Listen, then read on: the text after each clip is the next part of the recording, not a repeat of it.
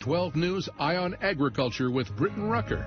He said it went tink, tink, tink, and then it went down the grades where the grain went to. The ultimate lost and found story. It involves a cell phone, a load of grain, and a cross-country trip. Plus, a reality show sorts for water practices. How it's come to Kansas and how you can take part. And farms on the water. How the dairy industry is staying afloat and what it means for farm to table.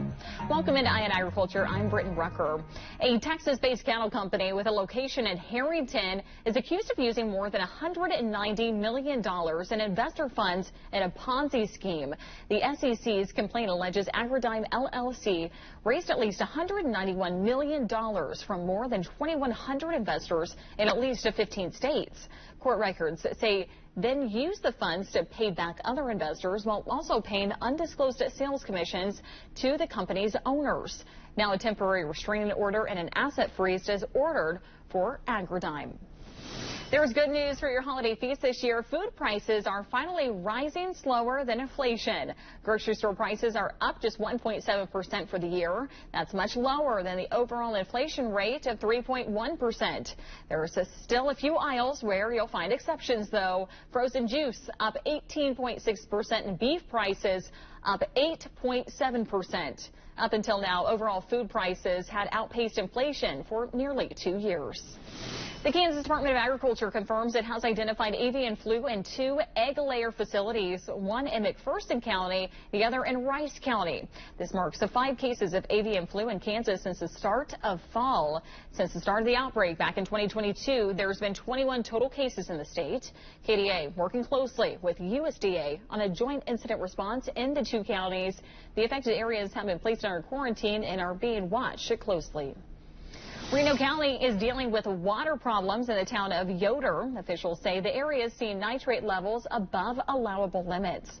Those levels tested at 12 milligrams per liter, which exceeds the 10 milligrams set by the EPA. That's the limit. The county says it's due to the use of inorganic fertilizer and animal manure in the county's agricultural areas. Residents have been asked to limit water usage, especially for infants under 6 months old, nursing mothers, and other at-risk groups. Reno County Public Works is now working with the city of Hutchinson to purchase water for the town of Yoder. And take a look at this. This might be the ultimate lost and found story. It involves a cell phone, a load of grain, and a cross-country trip. The good news is this story has a happy ending. Jody Kurtzman has more. Harvest time is a busy time. It's a race against the clock to get the crops off the field. And in the busyness of the season, there's no extra time to deal with problems like lost cell phones or television interviews. MARCIA. So on this day, that interview is a task added to farm wife Marcia Wilkins' to-do list. I help run the guys to fields and back and whatever they need. Marcia is happy to share the story of this phone. It's just a good story. And its 2,600-mile journey. Her husband, Travis, dropped it while unloading grain at the New Salem elevator. He said it went tink, tink, tink, and then it went down the grades where the grain went to. Travis and the elevator workers figured the phone was gone forever. Marcia picked up a new phone, and harvest continued until Travis got a text on that new phone. His old phone had been found in a load of grain at EGT in Longview, Washington. Shift supervisor Seth Honrud put on his detective hat and tracked Travis down. So I texted the number. I said, I'm looking for a Mr. Wilkins. We found a cell phone. Just wanted to know if you would like it returned. The Wilkins couldn't believe it. The phone arrived a few days later. It came bubble wrapped in this, all safe and sound.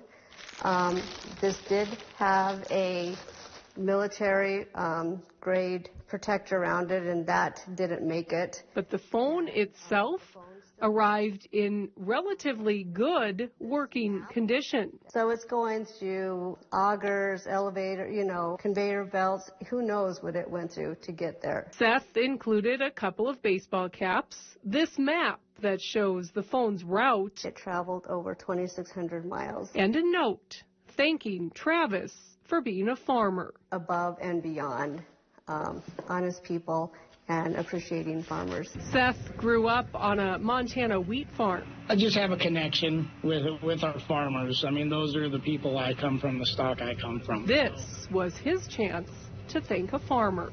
Near New Salem, I'm Jody Kurzman, reporting for your news leader. Seth says that in his more than 10 years working for EGT, he's found all kinds of weird things and loads of grain. But this is only the second phone he's found in working condition. The other belonged to a high school classmate in Montana. He actually recognized the photo on the lock screen of that phone and was able to return it to its owner. Pretty cool. The Kansas Geological Survey and KU issues new pumping recommendations to sustain water in the High Plains aquifer. The survey says levels can be sustained if water pumping is reduced between 18 to 32% in management districts 1, 3, and 4. This means large-scale irrigation in some western Kansas counties are reduced or no longer possible. Farmers are now reducing acreage, changing cropping patterns, and adjusting and adopting new technology. Speaking of water, a competition coming to Kansas on the best stewards of the land when it comes to water management. That's ahead on Eye on Agriculture.